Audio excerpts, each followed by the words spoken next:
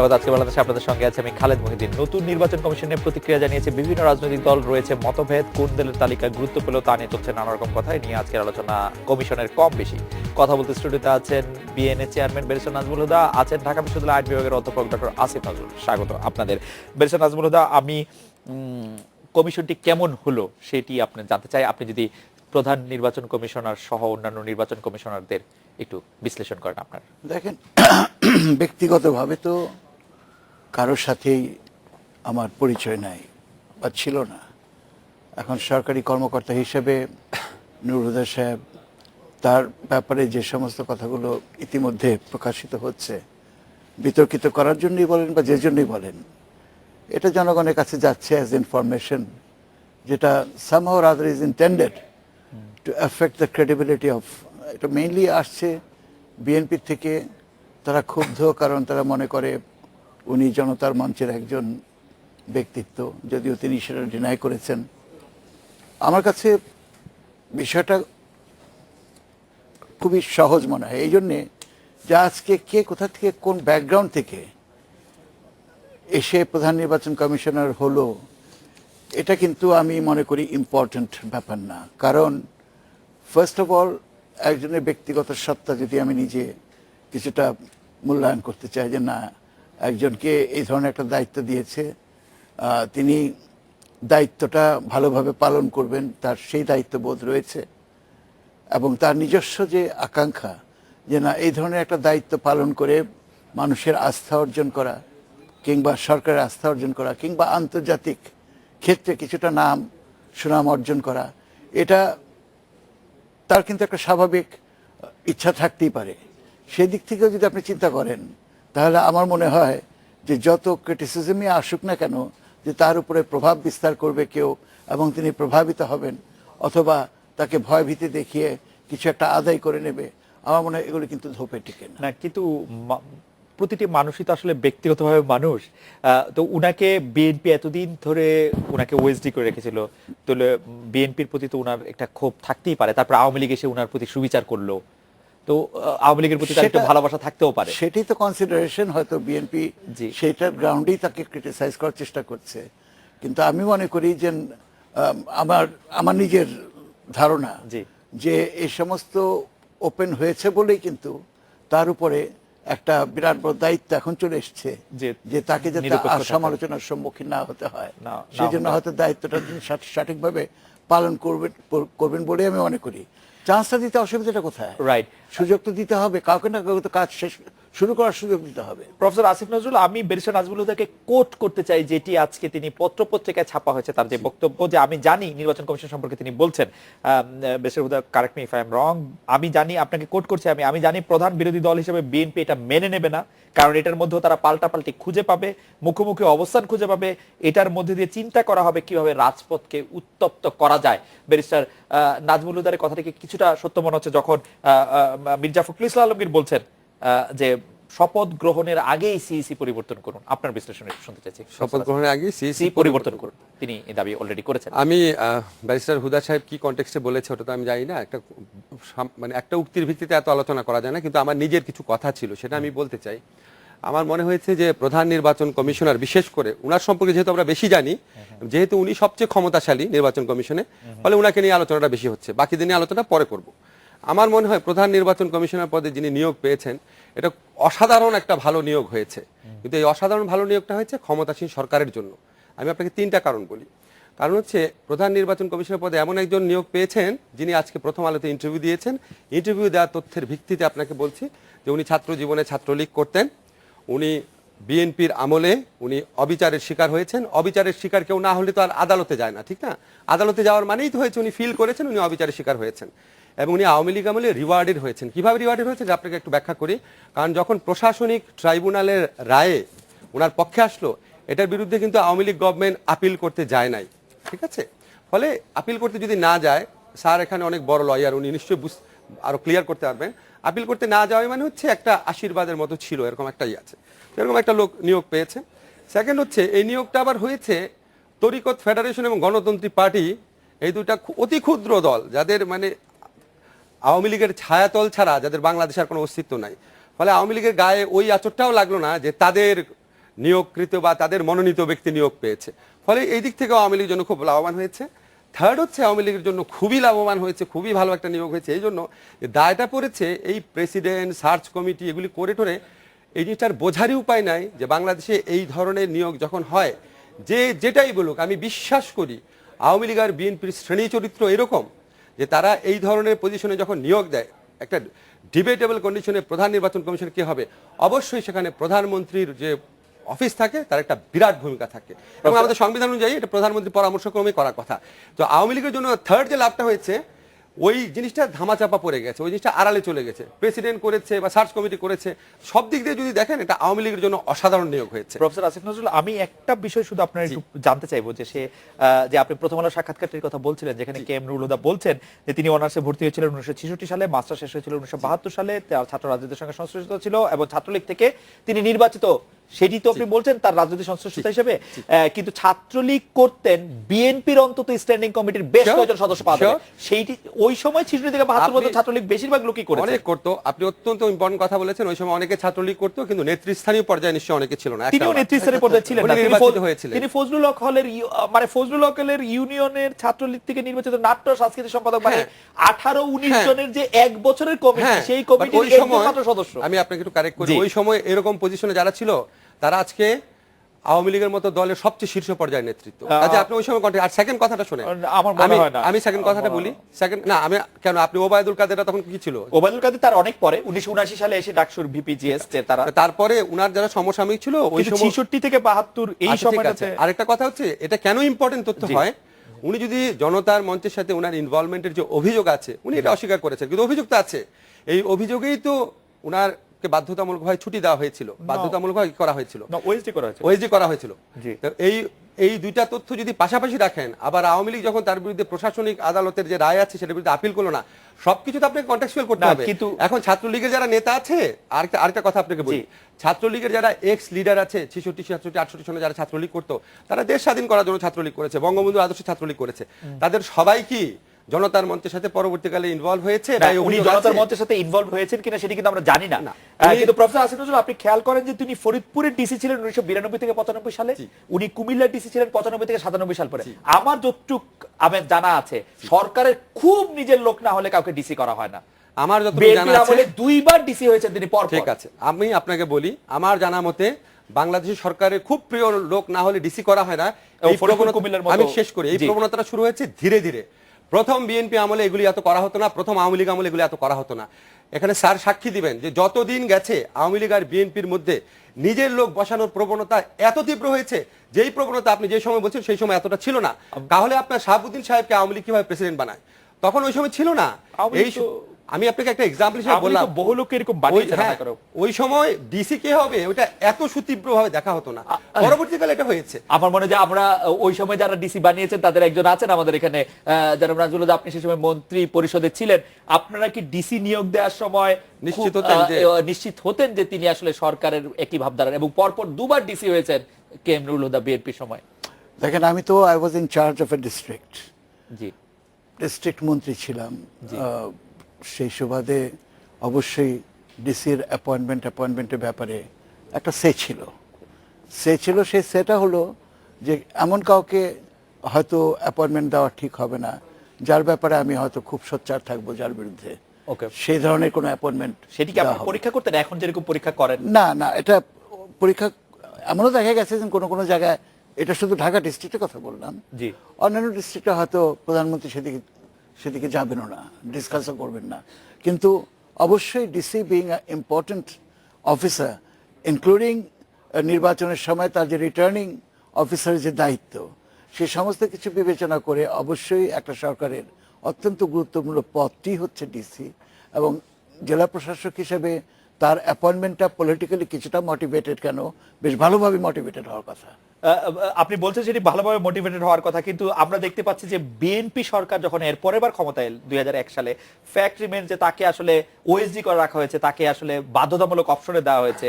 তিনি তো স্পষ্টতই বিএনপি তাকে শত্রু মনে করতো কোনো না কোনো কারণে, বা সরকার তাকে শত্রু মনে করছে। কারণ হয়তো ডেফিনেটলি ছিল সেটা করার, কিন্তু আমি যেটা এখনো ফিল করি যে আজকে এই কারণগুলো এত বেশি পাবলিক হয়ে গেল এই প্রধান নির্বাচন কমিশনের ব্যাপারে, এবং এটা পাবলিক হয়েছে বলেই কিন্তু আমিও তো খুব এপ্রিহেন্ডেড হইতাম যদি এরকম একজন লোককে আসলে মানে কি করতে পারে সে। আমার কথা হচ্ছে what can he do in what আপনি যেখানে নাকি প্রধান নির্বাচন কমিশনারের দায়িত্বটা হচ্ছে just to make sure that the rules of the game are properly played or perform, সেখানে তার কতটুকুই বা ইখতিয়ার আছে একটা নির্বাচনকে সম্পূর্ণভাবে উল্টে দেওয়া। একমত, কিন্তু সেই তো বোঝার উপর সাকেরাটি হচ্ছে আমাদের যেখানে হচ্ছে যে একটা নিরপেক্ষ সরকার নাই, একটা দলীয় সরকার আছে, সেখানে যদি আমরা আসলে দল নিরপেক্ষ একজন সিইসিও না পাই আমরা আসলে কিরকম নির্বাচন পাবো? দল নিরপেক্ষ তো সেটাই তো এখন কথা। দল নিরপেক্ষ বলতে যদি আপনি মনে করেন যে একটা পার্টিকুলার একটা দলের সদস্য নন এই ধরনের ব্যক্তিকে আপনি দল নিরপেক্ষ বলবেন, তাহলে তো সে দল নিরপেক্ষ বটেই। কিন্তু সমর্থক হতে পারে, সমর্থক হয়ে সে দলীয় একটা মনোভাব আমার মনে হয় যে নিতে পারে। প্রফেসর আসিফ নজরুল এখানে কিছু বলবেন, কারণ উনি বলছেন যে সম্পূর্ণ মোটিভেটেড একটা সিদ্ধান্ত ডিসি পর ঠিক পর আছে, দিবার। তাহলে আমরা উনার কথাটা ব্যবচ্ছেদ করি। জি, উনার কথা অনুযায়ী বিএনপির প্রথম আমলে, বেগম খালেদা জিয়ার প্রথম আমলে উনাকে বিএনপি খুব আস্থায় নিয়ে ডিসি বানিয়েছে, রাইট? এটাই তো উনি বলেছেন। দুইবার। আবার বিএনপির দ্বিতীয় আমলে উনাকে ওএসডি করা হয়েছে। তো প্রথম আমলে যদি আস্থায় নিয়ে করে দেওয়া থাকে, এরকম একটা লোককে দ্বিতীয় আমলে কেন ওএসডি করলো যদি সে জনতার মধ্যে সাথে ইনভলভ না থাকে? কেন? কারণটা কি? আপনি কারণটা বলেন। না প্রফেসর আসিফ নজরুল, আস্থায় আমি নেওয়ার একটা পর কারণ কেন? বলতে পারি, আমি সেটা কারণ বলতে পারি। কারণটি হচ্ছে যে ডিসি অবস্থায় সরকারের ফিল্ডে যতগুলো অফিসার দরকার ওএসডি করা হয় যদি সেই পরিমাণ পদায়ন না করা সম্ভব হয়। যুগ্ম সচিব এবং অতিরিক্ত সচিব পর্যায়ে অনেককে ওএসডি করা হয় কোনো শাস্তিমূলক না, ব্যবস্থা ছাড়াই। তখন এতটা করা হতো না। না তখন no। বেশি অফিসার 2005 থেকে ছিল। আপনি পরিসংখ্যান আনেন, আমি এই দিনগুলো জানি কারণ আমি নিজে প্রশাসনে জি, জি, ছিলাম। আপনি। এগুলি অনেক পরে শুরু হয়েছে। এগুলি আপনি বলতে পারেন বিএনপির দ্বিতীয় আমলে শুরু হয়েছে। তারপরে এই ধরনের 2000 সালে শুরু হয়েছে। তারপরে আওয়ামী লীগ আরো বেশি করেছে, তারপরে আওয়ামী লীগ আরো বেশি করেছে। 2000 সালে এসে আওয়ামী লীগ 2001 সালে যখন বিএনপি আসলো তখন তাদের লোক তাদের। আচ্ছা, আপনি আমাকে একটা কথা বলেন, আমি আপনাদের দুজনের কাছে জানতে চাই, জি। উনার কি এমন যোগ্যতা ছিল? একটা লোক সারা জীবন কাজ করেছে বড়জোর যুগ্ম সচিব পর্যায়ে, যুগ্ম সচিব পর্যায়ের চেয়ে বেশি উনি কাজ করে নাই। না। উনি প্রমোশন পেয়েছে খালি, Right, বাট right, এটা তো right, ফ্যাক্ট। right. উনার কাজের অভিজ্ঞতা হচ্ছে যুগ্ম সচিব। আপনারা দুজন আমাকে একটু কাইন্ডলি বলেন, উনার মধ্যে আর উনাকে নাম প্রপোজ করেছে তরিকত ফেডারেশন এবং গণতন্ত্রী পার্টি, যে দুইটা দলের সম্মিলিত ভোট। জাতীয় পার্টির কথা লিখেছে না, জাতীয় পার্টি আমি না, না, তরিকত ফেডারেশন এবং গণতন্ত্রী পার্টি, গণতন্ত্রী পার্টি, এই দুইটা পার্টির সম্মিলিত ভোট বিএনপির একজন ওয়ার্ড কমিশনের সমান হবে নাকি আমার সন্দেহ। উনার মধ্যে কি ম্যাজিক ছিল? একটা যুগ্ম সচিব যার ব্যাপারে অভিযোগ আছে একটা দলের রং অর রাইটলি, তার মধ্যে কি এমন যোগ্যতা ছিল যাকে বানানো হয়েছে? আমার মনে হয় যে ব্যারিস্টার নাজমুলদের কাছে আমরা এই প্রশ্নটির উত্তর জানতে চাইবো। তার আগে আমি একটু ব্যাপারটি অনুভব করতে চাই। ধরেন দুইজনের নাম মহামান্য রাষ্ট্রপতির কাছে দেওয়া হয়েছে, একজন হচ্ছে আলী ইমাম মজুমদার, আরেকজন হচ্ছে তিনি। আলী ইমাম মজুমদারের ক্ষেত্রে এই কথা বলা হয় যে তিনি 111 এর প্রধান কুশীলবদের একজন, কারণ তিনি মন্ত্রী পরিষদ সচিব ছিলেন সে সময়। তা আমরা তো আসলে কথা বললে যে কোনো ক্ষেত্রেই বলতে পারি। হ্যাঁ, কেন পারবো না? সার্চ কমিটির মনোনয়নের কথা বলা যাবে না? সার্চ কমিটি কি দেবতা নাকি? ঠিক না? রাইট। সার্চ কমিটি যারা আছে ম্যাক্সিমাম হচ্ছে সরকারের আস্থাভাজন লোক। কি যোগ্যতা আমরা মনোনয়ন দিলাম সেটি নিশ্চয়ই ব্যারিস্টার নাজমুল হুদা বলবেন। আমরা শোনার জন্য একটু বিরতি নিয়ে ফিরে আসি আপনার কাছে।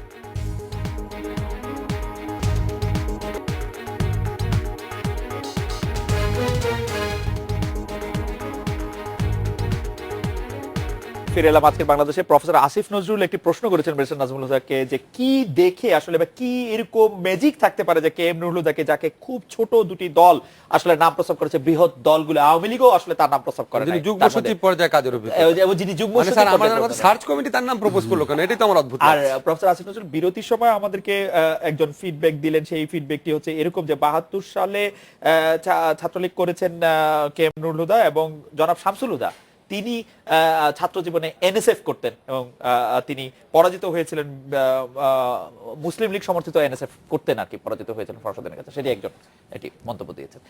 ব্যারিস্টার নাজমুল হুদা কি দেখে আসলে? না, এটা তো কোনো ম্যাজিক দেখে একজনকে অ্যাপয়েন্টমেন্ট দিতে হবে সেটা তো ক্রাইটেরিয়া না। যখন সিইসি কিনে সারা বাংলাদেশ কথা বলছে, ক্রাইটেরিয়াটা হচ্ছে যে whether he is capable of handling the affairs of a election sort of a responsibility যেগুলি আছে। তো উনি তো দুইবার ডিসি ছিলেন এবং ডিসি হিসেবে তার তো একটা ইলেকট্রাল রোল। এইটা কি হতে পারে ব্যারিস্টার নাজমুল হুদা? আপনার মনে থাকবে যে ওই সময় ডিসি হওয়ার জন্য 64টা জেলায় 64 জন অফিসারই হয়তো ছিলেন এবং ঢাকার ডিসি মানে তাকে ডিসি করতেই হতো, এটা কোনো কম না না। ওরকম কোনো কিছু সেদিক থেকে ইলেকশনের যে দায়িত্বটা, জি, ইলেকশনের দায়িত্বটা তো রিটার্নিং অফিসারের কাছে প্রধানত ন্যস্ত থাকে। আমি অবশ্য মনে করি যে চিফ এক্সিকিউটিভ যে কেউ হতে পারেন, মানে কিন্তু সেই চিফ ইলেকশন কমিশনারের পর্যায়ে রিটার্নিং অফিসারকে স্ট্রেটওয়ে উঠায় নেওয়া সেটা কতখানি জাস্টিফাইড হবে এটা হয়তো সময় বলে দেবে। আচ্ছা। কিন্তু কি ক্রাইটেরিয়ার ভিত্তিতে তাকে দেবে সে ধরনের ক্রাইটেরিয়া কিন্তু আমিও খুঁজে পাবো না এখন। আচ্ছা, আমিও খুঁজে পাবো না। প্রফেসর আসিফ নজরুলের কাছে যাওয়ার আগে আপনি একটু আইনের ব্যাখ্যা দিবেন কিনা, যে প্রশ্নটি আজকে বারবার উঠেছে যে শেষ দিকে এসে খুব অস্বাভাবিক তাড়াহুড়া করা হয়েছে কিনা, যে তাড়াহুড়াটা আসলে কোনো দরকার ছিল না। আমরা দেখছি যে নতুন নির্বাচন কমিশন শপথ নেবেন 15 তারিখ, আমাদের হাতে সময় ছিল, কিন্তু 1 ঘন্টার মধ্যে সাংবাদিকদের জানানো, এক বেলার মধ্যে নাম করা, মানে একটু মানে শেক্সপিয়ারের ভাষায় বলতে ওয়াই দি আনহোলি হেজ। তড়িঘড়ি করে কেন করলো না, এটা তো এই জবাব আমি দিতে পারবো না। না, আপনার কাছে মনে হচ্ছে কিনা যে একটু তাড়াহুড়া করা হয়েছে? না, এটা কিন্তু বেশ বহুল প্রচারিত ছিল যে আচ্ছা। আজকে দেবে কালকে দেবে, এই সমস্ত কথাগুলো প্রত্যেক দিনই আপনার পত্রিকায় আসছিল। খালেদ, সার্চ কমিটির যে এক্সারসাইজটা as it is being not constitutional, আমি কিন্তু এটাকে বহুবার পাবলিকলিও বলেছি যে এটা এখতিয়ার বহির্ভূত একটা জুরিসডিকশন রাষ্ট্রপতি করছেন, এবং সেখানে শুধুমাত্র একটা পরামর্শ করার যদি ক্ষেত্র তৈরি করার প্রশ্ন থাকতো, তাহলে আমি মনে করি the best thing would have been, যেহেতু constitutionally the consultation must come from honourable prime minister, prime minister কিন্তু এই রোলটা প্লে করতে পারতেন। অর্থাৎ উনি কিন্তু বিভিন্ন জনের পরামর্শ গ্রহণ করে তার একটা ওয়েল কনসিডার্ড পরামর্শ তিনি রাষ্ট্রপতিকে দিতে পারতেন। এই পর্যন্ত কিন্তু রাষ্ট্রপতি সবাইকে ডেকে নিয়ে পরামর্শ করবেন, এটা কিন্তু itself is a very unusual procedure. এটা বিএনপির একটা দাবি ছিল, এবং বিএনপির দাবিটা মানার ফলে দেশে তো একটি মানে ইতিবাচক রাজনৈতিক আবহাওয়া আমরা দেখেছি। পরিবেশটা হ্যাঁ ঠিক আছে, পরিবেশটা আপনার যথেষ্ট অনুকূলে এসেছে তারপরে, এবং জাতির একটা আশা আকাঙ্ক্ষার বিরাট বড় ক্ষেত্র তৈরি হয়েছে, ব্যাপারে সন্দেহ করার কোনো অবকাশ নেই। কিন্তু মেইন জিনিসটা হলো যে এটার এক্সারসাইজের পরে আপনার যারা নাম দিয়েছে সেই লিস্টগুলি কিন্তু প্রকাশ্যে তারা চেয়েছে, এবং সেই লিস্টের থেকে যদি দুই একটা নাম পিক আপ করে থাকে তাহলে সেটা তো এখতিয়ার বহির্ভূত হলো না। সেটা কিন্তু one of the reasons why perhaps this name came up for consideration. Doctor Asif নজরুলের কাছে যাচ্ছি যে এই বিষয়ে আপনার একটু মতামত। আমি একটু শুধু জুড়ে দিতে চাই যে নতুন নির্বাচন কমিশন গঠনে প্রধানমন্ত্রীরই পছন্দের প্রতিফলন ঘটছে বলছেন মির্জা ফখরুল ইসলাম আলমগীর। প্রধানমন্ত্রীর পছন্দের প্রতিফলনই তো ঘটার কথা, অন্য কিছু হওয়ার কথা, মানে একটু যদি মন্তব্য। হ্যাঁ, তো এটা তো কারেক্ট কথা। এখানে তো আপনার বাংলাদেশের সংবিধান অনুযায়ী প্রধানমন্ত্রীর ইচ্ছার প্রতিফলনই ঘটার কথা। এটা it should be very clear to everyone. Right.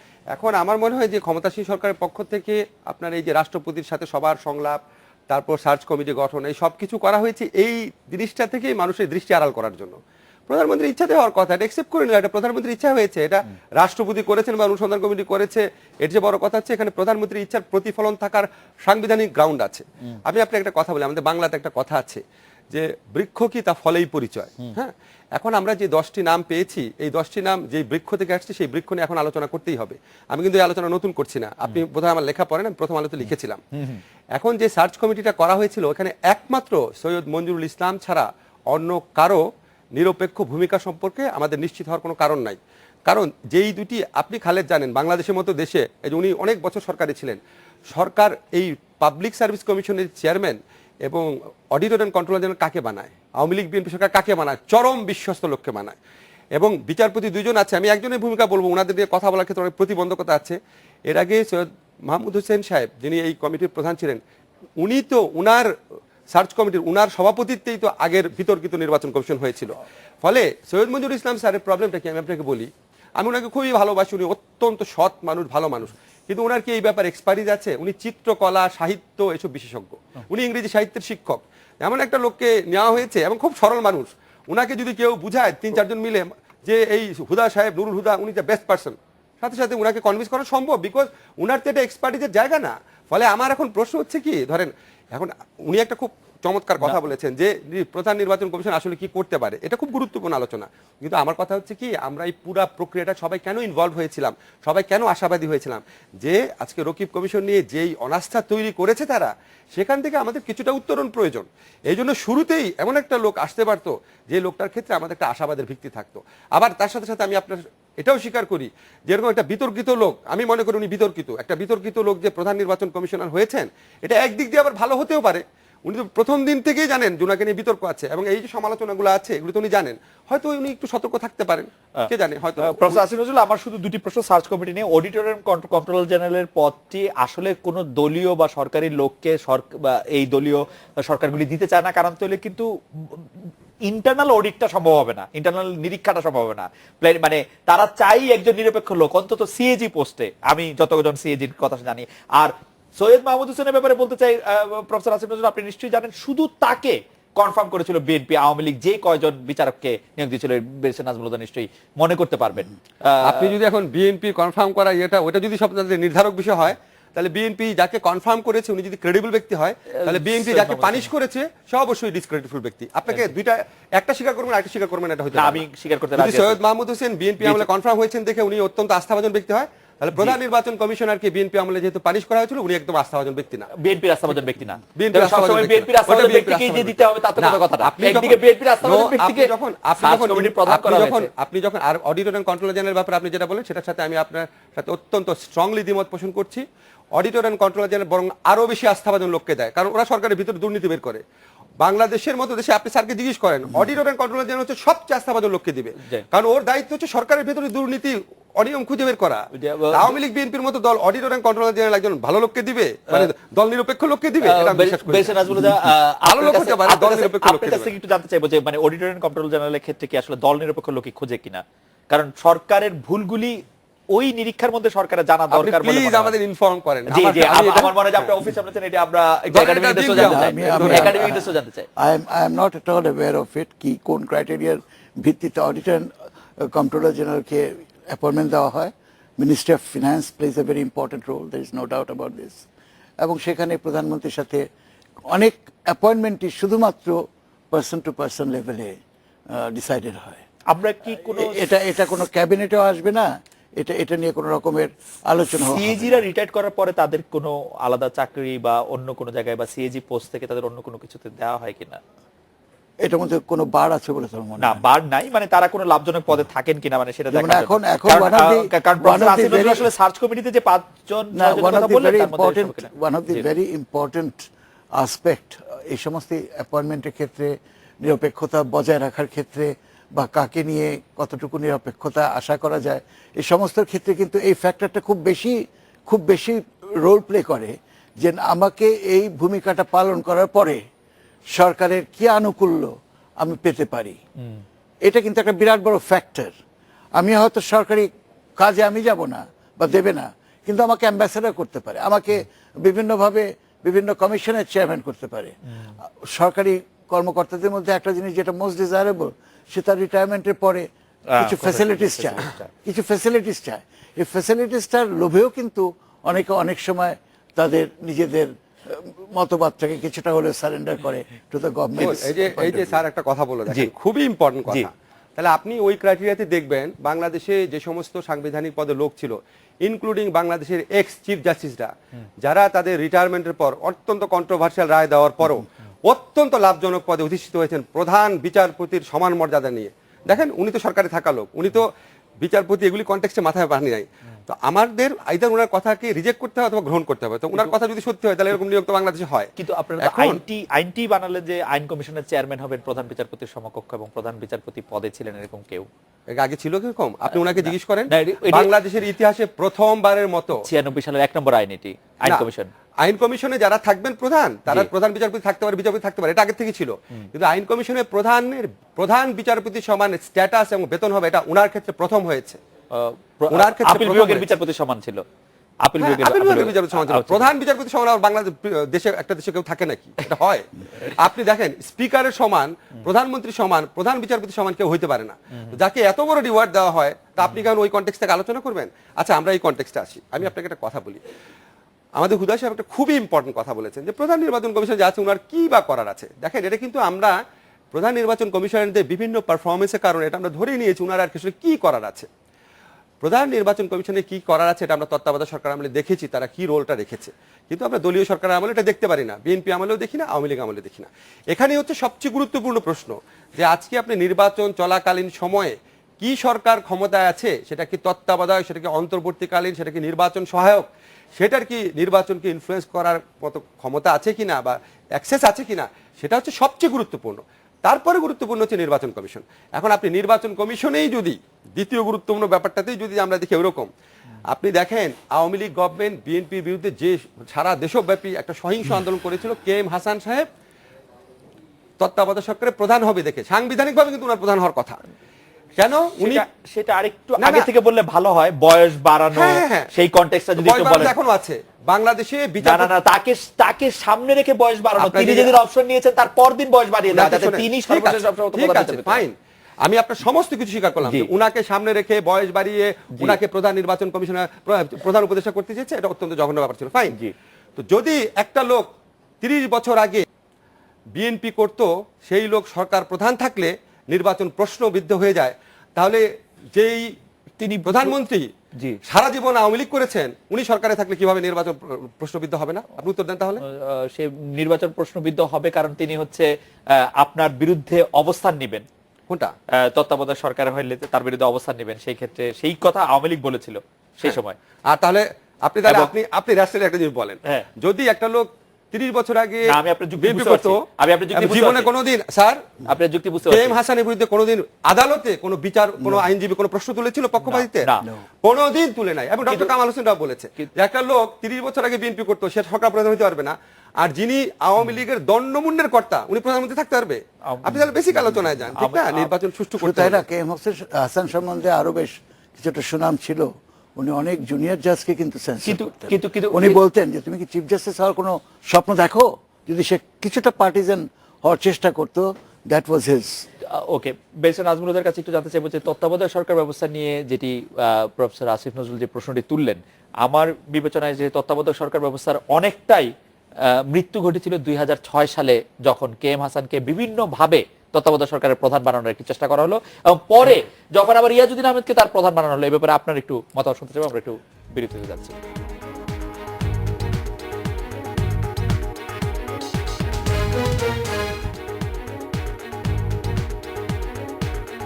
ফিরে এলাম আজকে বাংলাদেশে বেরসেন নাজমুলুদ্দিন তত্ত্বাবধায়ক সরকারের প্রসঙ্গে আপনি একটু জানতে চাইছিলাম যে প্রফেসর আসিফ নজরুল মনে করছেন যে একটি দলের প্রধান ক্ষমতায় থাকলে আসলে সুষ্ঠু নির্বাচন হওয়াটা সম্ভব কিনা ওই কনটেক্সটে।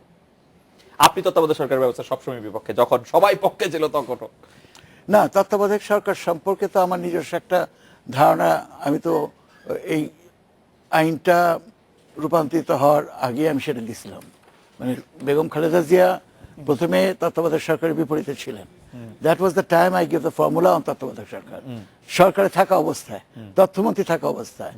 অ্যান্ড আমি তখন রিজাইন করতে বাধ্য হয়েছি, কারণ এটা গভর্নমেন্টের একটা কন্ট্রাডিকশনের মধ্যে আমি ছিলাম তখন।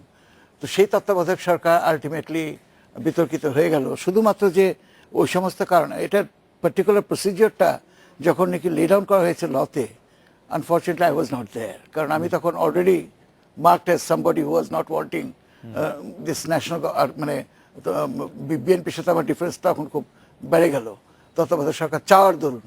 কাজে এটার যে লটা হলো, সেই লতে কিন্তু আমি ইনভলভ ছিলাম না, কিন্তু লটা যেভাবে করা হলো একবার রাউন্ড অ্যাবাউট ওয়েতে, অমুকে না থাকলে সেমুক, সেমুকে না থাকলে সেমুক, এই সমস্ত জিনিসগুলি সম্পূর্ণভাবে আলটিমেটলি যাকে দিয়ে করা হবে সে একটা দলীয় লোক। এবং এটা তখন আমি খুবই ক্রিটিসাইজও করছি, এটা যে এটা কি ধরনের হলো। এটা তো তত্ত্বাবধায়ক সরকারের যে নীতিটা আমাদের ফলো করা দরকার, সেটা এটা কমপ্লাই করলো না। তো এখন কথা হলো যে আপনি তত্ত্বাবধায়ক সরকার সবচেয়ে খারাপভাবে মেসড আপ হয়েছে বিকজ অফ তাদের continuation in the office beyond the time limits. এবং তারপরে যে সমস্ত কাজগুলি তারা করলো এই 2 বছর, মঈন আহমেদ এবং ফখরুদ্দিন মনিরুদ্দিনের যে সরকার। ফখরুদ্দিন মনিরুদ্দিন। আর সবচেয়ে আনফর্চুনেট জিনিস হলো সেই ক্ষেত্রে একজন ব্যারিস্টার সাহেবের যে রোল ছিল, এত ব্ল্যাক লর যে রোল, সেটা সেই ভূমিকাটা সবচেয়ে বেশি ঘৃণ্য একটা ভূমিকা ছিল তার, মনিরুল হোসেনের। তো এগুলি নিয়ে আমার মনে হয় তত্ত্বাবধায়ক সরকারটা এটা তো স্যার একটু অন্য ধরনের তত্ত্বাবধায়ক সরকার ছিল, নরমাল তত্ত্বাবধায়ক সরকার না। সেটা ঠিক আছে, কিন্তু নরমাল তত্ত্বাবধায়ক সরকার যদি কিছুটা হলেও ক্রাইটেরিয়াটা তাদের অ্যাপয়েন্টমেন্টে একটু আরো ন্যাশনালাইজ। কিন্তু বেরসেন নাজমুলুদ্দিন, আপনি কি মনে করেন কিনা যে এখনো বাংলাদেশে নির্বাচন করতে গেলে তত্ত্বাবধায়ক সরকার বা একটি নির্দলীয় সরকারই আসলে করতে হবে, এছাড়া নির্দলীয় সরকার? না, আমি সেটা মনে করি না, because I believe in Democratic norms. এটার মধ্যে সবচেয়ে বড় জিনিসটা হচ্ছে ওয়ার্ল্ডের যে কোনো প্রমিনেন্ট ডেমোক্রেসিতে প্রফেসর আসিফ নজরুল নির্বাচিত যে সরকার, সে নির্বাচিত সরকারের অন্যতম প্রধান দায়িত্ব হচ্ছে তাদের ক্ষমতা হস্তান্তরের আগে উত্তরাধিকার। একটা সুষ্ঠু এবং অবাধ নির্বাচন নিশ্চিত করা, এবং সেটার মাধ্যমে তারা এটা কেন করবেন? যদি তারা এটা না করেন তাহলে তারা আরামে ক্ষমতা থাকতে পারছেন, তারা এটা কেন করবেন? এটা তাদের দরকারটা কি? কেন করবেন? আমাদের দেশের কনটেক্সটটা হয়তো এটা প্রশ্ন হতে পারে, মানে কিন্তু আমরা তো অন্যান্য আমাদের দেশের কনটেক্সটে কত না, আমাদের দেশের কনটেক্সটে তো তবুও 1972 সালে সংবিধান এটাও ছিল যে আমার মেয়াদ শেষ হওয়ার আগে 3টা মাস আগে আমাকে একটা নির্বাচন দিয়ে সুষ্ঠু এবং অবাধ নির্বাচন নিশ্চিত করে, সেখানে আমাদের নির্বাচন কমিশন যদি তখন থেকে রোলটা তাদের যথাযথ রোল প্লে করত, তাহলে কিন্তু ওই সরকার খুব একটা প্রভাব করে আচ্ছা। কোন নির্বাচনকে প্রভাবিত করতে পারতো না। আমাদের কথাটা হচ্ছে যে সামহাউ অর আদার সিস্টেমটা আমরা গুলাই ফেলছি, আমরা এবং systemটা- অ্যাজ এ রেজাল্ট এখনো যে আপনি parliament should be the real focus for everything, কিন্তু আপনি এখন পার্লামেন্ট কতখানি বিশ্বাস করতে পারতেছেন না কেন? Because parliament itself is a বিতর্কিত ইনস্টিটিউশন হয়ে গেছে। আজকে যদি একটা সুষ্ঠু এবং অবাধ নির্বাচন হয় এবং সেটা জনগণের ইচ্ছার প্রতিফলনে যদি সত্যিকার অর্থে একটা সংসদ গঠিত হয়, এই সংসদের হাতে আপনি সবকিছু ছেড়ে দিতে পারেন এই সংসদ তখন- as the people's house. Professor Asif Nazrul, আমরা একটা বিরতি নিব। বিরতির পর ফিরে এসে আপনার একটি আমি বলবো যে আপনার একটি পূর্বানুমান, ধারণা, বিশ্লেষণমূলক ধারণা জানতে চাইবো যে এই নির্বাচন কমিশনের অধীনে আসলে বিএনপি নির্বাচনে যাবে কিনা, বা আপনার পরামর্শ কি, যদি আমি সে বলি। একই প্রশ্ন বেশি নাজমুলদের কাছে থাকবে। আমরা একটা বিরতি নিয়ে ফিরছি।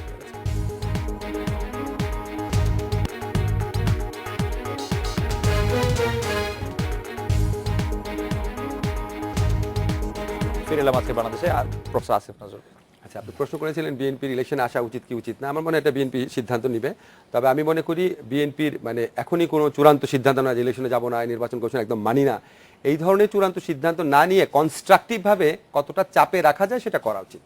আরেকটা ব্যাপার হচ্ছে, আমি যেটা খুব বিশ্বাস করি সেটা হচ্ছে, দেখেন বাংলাদেশের মতো দেশে আপনি হুদা ভাইকে একটা কথা বলেছিলেন যে আওয়ামী লীগ ফেয়ার ইলেকশন কেন দিবে। আমরা একটু রিফ্রেশ করি যে একটা ক্ষমতাসীন দল ফেয়ার ইলেকশন কেন দিবে? কারণ বাংলাদেশে যারা ইলেকশনে জিতে, ওরা তো শুধু ইলেকশনে জিতে না, ওরা সমস্ত দুর্নীতির মালিক হয়, ওরা সমস্ত অপশক্তির মালিক হয়, ওরা র্যাব, পুলিশ, তারপর নিজস্ব বাহিনী দিয়ে অন্য লোককে মেরে কেটে শেষ করে দেয়।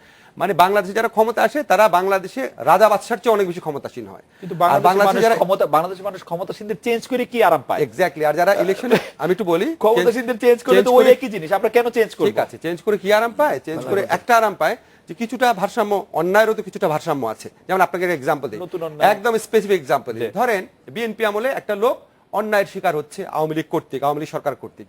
এখন সরকারটা যদি চেঞ্জ হয়, সে অন্যায়ের একটা প্রতিবিধান পাবে। আবার আওয়ামী লীগের যে লোকটা আওয়ামী লীগ আমলে অনেক বেশি সুবিধা পেয়েছে, সে বিএনপি আমলে কিছুটা পানিশ হবে। এটা হচ্ছে ব্যালেন্স। আমাদের আপনি আমজনতা ওরকম তো 10%, 90 ভাগের আমাদের কি 90 ভাগের এটা হয় যে একটা সরকার, আমি এটা চোখে দেখার আনন্দ। নো, চোখে দেখার আনন্দ না। একটা গভর্নমেন্ট যখন জানে, খালেদ এখানে একটা বিরাট ডিফারেন্স আছে, একটা গভর্নমেন্ট যখন জানে সে পরবর্তী নির্বাচনে হেরে যেতে পারে, তখন সে যেভাবে বিহেভ করবে, আর যে গভর্নমেন্ট জানে সে পরবর্তী নির্বাচনে কিছুতেই হারবে না, যেভাবে সে ক্ষমতা থাকতে পারবে, এই দুইটা বিহেভিয়ার কখনো এক হইতে পারে না। তাহলে মানুষের ইতিহাসে এই জবাবদিহিতা, এই প্রফেসর আসিফ নজরুল, এই যে 90 সালে গণতন্ত্র নতুন করে ইন্ট্রোডিউস হওয়ার পরে কোন সরকার মনে করছে সে হেরে যেতে পারে? আমার তো এরকম মনে হয় 91 থেকে 96 পর্যন্ত ওনারা মনে করেছেন কিনা, 96 থেকে 2000 পর্যন্ত কেউ কি মনে করেছে তারা হেরে যেতে পারেন? কেন তারা মনে এইভাবে করবে না? মনে করেছে তারা? কেন করবে না? মনে সবাই মনে করেছে হেরে যাবে। হেরে 91 যাবে মনে করার কারণে আপনাকে একটা করে এক্সাম্পল দেই। হেরে যাবে মনে করার মনে কারণে করলে কি আর মাগুরা ইলেকশন হতো? না, হেরে 91 যাবে থেকে 96 মাগুরা মধ্যে ইলেকশন তো এই জন্যই তো করেছে। হেরে যাবে মিরপুরে মনে করে ইলেকশন হতো, মিরপুরের আমার হেরে যাবে মনে করেই তো এটা করেছে। তারা বিএনপি যখন হারার আশঙ্কা দেখা দিয়েছে তখন তারা কেয়ারটেকার গভর্নমেন্ট মানতে চায় নাই। আওয়ামী লীগ যখন দেখেছে হারার আশঙ্কা দিয়েছে তখন তারা কেয়ারটেকার গভর্নমেন্ট তুলে দিয়েছে। সবসময় এত না না না, ইয়াতে হচ্ছে যে হেরে যাবে মনে করলে তারা এক ধরনের জবাবদিহির মধ্যে থাকে। আমার প্রশ্ন ছিল যে কোন জবাবদিহির মধ্যে ছিল কি নাই 4টা গণতান্ত্রিক সরকার? হ্যাঁ ছিল। আপনি যদি প্রথম বিএনপি গভর্নমেন্ট দেখেন, খালেদা জিয়ার গভর্নমেন্ট, প্রথম খালেদা জিয়ার গভর্নমেন্ট পরবর্তী খালেদা জিয়াগুলোর গভর্নমেন্টের চেয়ে অনেক ভালো ছিল।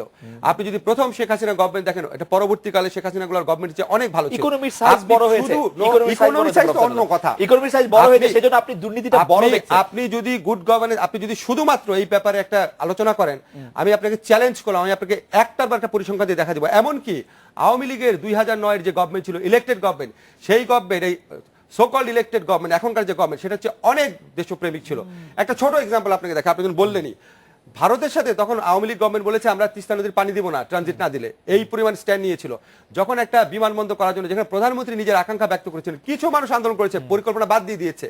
আপনি যদি ওই সময় তুলনায় এখনকার গভর্নমেন্টের আলোচনা, এখনকার গভর্নমেন্টের মনোভাব দেখেন, আকাশ পাতাল ভারতের কূটনীতিক এবং গণমাধ্যমের প্রচারণা সত্য চীনের প্রেসিডেন্টকে লাল গালিচার সম্ভাবনা, চীনের প্রেসিডেন্টকে আমন্ত্রণ জানানো এবং ভারতের গোসা হওয়া, এখন ভারতে প্রধানমন্ত্রী সফর হবে কি হবে না সেটা অনিশ্চয়তার মধ্যে।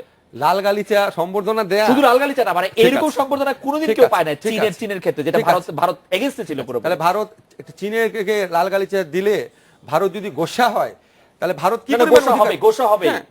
কি পরিমাণ অধিকার বোধ আছে? ভারত সেটা কম্বোডিয়ার ক্ষেত্রেও হবে। ঠিক আছে, না ভারত এই অধিকার বোধ কি বিএনপি ক্ষমতা থাকলে হতো? আপনার মনে হয় বিএনপি ক্ষমতা থাকলে তো ভারতের কাছে গ্যাস বিক্রি করার কথা ছিল, বিএনপি ক্ষমতা থাকে টাকাকে 1 টাকায় গ্যাস দেওয়ার কথা ছিল।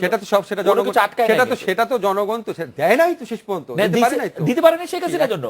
শেখ হাসিনা 1 টাকার গ্যাস তো শেখ হাসিনার জন্য দিতে পারে না। আপনার কাছে মনে হচ্ছে যে 1 টাকা মানে তেল গ্যাস বিদ্যুৎ বন্ধ রক্ষা কমিটির জন্য দিতে পারে না? না না, এমনিও সাইন করেছিল। আপনি যে বললেন তেল গ্যাস বিদ্যুৎ কমিটির জন্য দেয় নাই, তার মানে তখন যে গভর্নমেন্ট, তখন তো কেয়ারটেকার গভর্নমেন্টের হারার আশঙ্কা ছিল। আপনার কথা দিয়ে বেরিয়ে আসলো, তখন কেয়ারটেকার গভর্নমেন্ট আসবে হারার আশঙ্কা ছিল দেখে তেল গ্যাস বিদ্যুৎ কমিটি আন্দোলন করেছে, দেয় নাই।